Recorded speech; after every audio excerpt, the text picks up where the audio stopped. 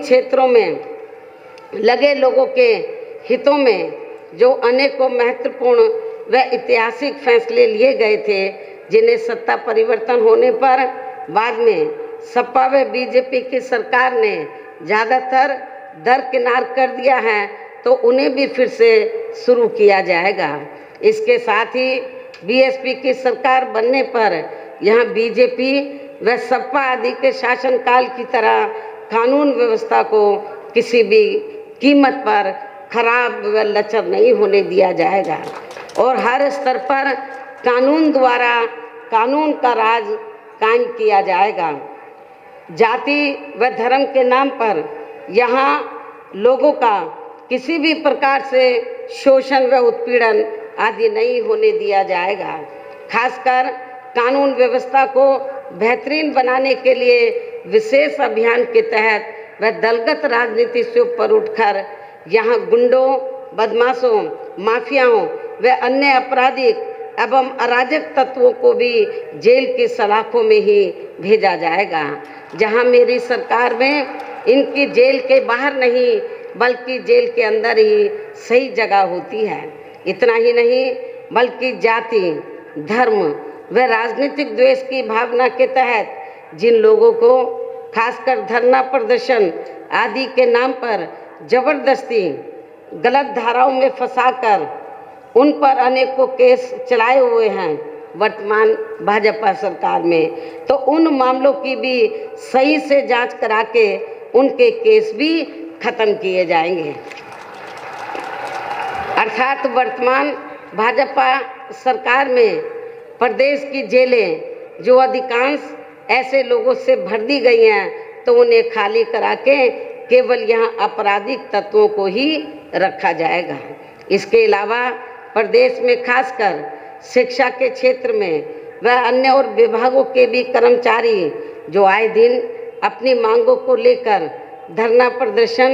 एवं हड़ताल आदि करते रहते हैं, तो उन सभी मामलों को निपटाने के लिए एक आयोग का गठन किया जाएगा और उनकी सही मांगों को मान लिया जाएगा। इसके साथ ही यहाँ मैं ये भी कहना चाहती हूँ कि कुछ महीने पहले मैंने दिनांक 7 सितंबर को प्रबुद्ध वर्ग की सुरक्षा, सम्मान व तरक्की आदि को लेकर किए गए सम्मेलन में तथा इसके बाद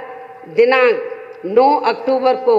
मान्यवर श्री कांशीराम जी की पुण्यतिथि के मौके पर भी मैंने सर्वजन हिताय व सर्वजन सुखाय को लेकर जो भी कार्य करने के लिए कहा है, तो उन पर भी जरूर अमल किया जाएगा। लेकिन ये सभी कार्य करने के लिए इस चुनाव में यहाँ बीएसपी की सरकार बनाना बहुत ज़रूरी है, जिसके लिए पार्टी के लोगों को वोट पड़ने तक यहाँ सभी विरोधी पार्टियों के साम, दाम, दंड भेद आदि हथकंडों से भी जरूर सावधान रहना है। और इस मामले में विरोधी पार्टियां चुनाव होने से कुछ समय पहले या चुनाव के दौरान भी खासकर अपने अपने पक्ष में हवा बनाने के लिए मीडिया व ओपिनियन पोल एवं सर्वे आदि का जो बड़े पैमाने पर गलत इस्तेमाल करती हैं, तो उससे आप लोगों को बिल्कुल भी गुमराह नहीं होना है। ये बात मैं आपको बार बार कहती रही हूँ और आज फिर दोहराना चाहती हूँ। इतना ही नहीं बल्कि इस बार कुछ जातिवादी मीडिया ने इस चुनाव में हमारी पार्टी के लोगों का मनोबल गिराने में भी ये कहकर कोई कसर नहीं छोड़ी है कि इनके नेता कहीं नज़र नहीं आ रही है। ये आए दिन मीडिया में इसको न्यूज़ को फ्लैश करते रहे, जबकि इस मामले में हकीकत तो ये है कि देश में शुरू में फैले कोरोना का प्रकोप थोड़ा कम होते ही मैं दिल्ली से लखनऊ आ गई थी और पिछले लगभग 1 साल से मैं लखनऊ में ही रहकर अपनी पार्टी को मजबूत बनाने के कार्य में लग गई थी। इसके साथ ही इस कार्य में यहाँ ज़्यादा ध्यान देने की वजह से मैंने पिछले 1 वर्ष से बाकी राज्यों का भी कार्य लखनऊ से ही देखा है और 1 वर्ष में केवल मैं 2 दिन के लिए दिल्ली गई थी। 1 वर्ष में केवल मैं 2 दिन के लिए दिल्ली गई थी जब मेरी मदर की मृत्यु हो गई थी। और इस 1 वर्ष के दौरान मैंने यहाँ पार्टी को फिर से पोलिंग बूथ स्तर तक कैडर के आधार पर यहाँ सही से खड़ा किया है। आप लोगों को मालूम है कि पहले जो कमेटियाँ बनी थी तो ज़्यादातर फर्जी थी। केवल हमारे लोग बता देते थे, नीचे के स्तर के पदाधिकारियों को खुद जाकर कमेटी नहीं बनाते थे। इस बार मैंने सख्त निर्देश दिए कि कमेटी सही होनी चाहिए और जो बड़े बड़े पदाधिकारी हैं वो भी जाकर कमेटी बनाएंगे, ये भी मैंने कहा। तो इस एक कहने का तात्पर्य ये है कि इस 1 वर्ष के दौरान मैंने यहाँ पार्टी को फिर से पोलिंग बूथ स्तर तक कैडर के आधार पर यहाँ सही से खड़ा किया है तथा सर्व समाज के काफ़ी नए लोगों को भी तैयार किया है। इसके साथ ही पोलिंग बूथों की कमेटियों के बनने के बाद फिर मैंने अपने ज़्यादातर निवास स्थान पर ही उनकी समीक्षा बैठ के भी की है। और ये कार्य ख़त्म होने के बाद फिर मैंने इस बार उम्मीदवारों का चयन करने के मामले में भी विशेष ध्यान दिया है, क्योंकि इस मामले में पिछले चुनाव में हमारी पार्टी के कुछ वरिष्ठ नेताओं ने, जो अधिकांश अब दूसरी पार्टियों में चले गए हैं, उन्होंने काफ़ी विश्वासघात किया है। पिछले बार चुनाव में उन्होंने काफ़ी विश्वासघात किया, ना जातीय समीकरण का ध्यान रखा, बल्कि सुनने में तो ये आया कि दूसरी पार्टियों के उम्मीदवारों से साठगांठ करके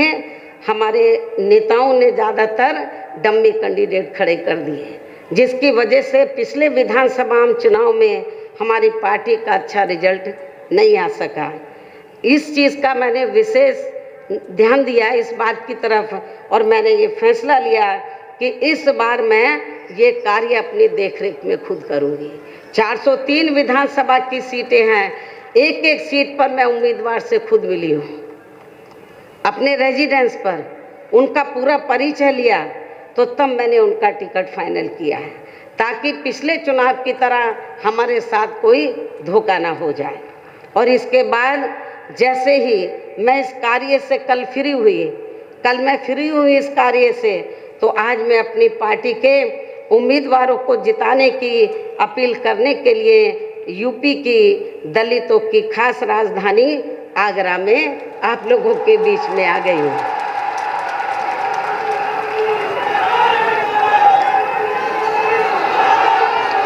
लेकिन मुझे भी पूरे यूपी में अपने खासकर दलित वर्ग के लोगों पर ये नाज है कि वे मीडिया के इस दुष्प्रचार पर। DNN हिंदी को सब्सक्राइब करने के लिए दबाएं लाल रंग का सब्सक्राइब बटन और घंटी का बटन दबाकर ऑल नोटिफिकेशन पर क्लिक करें।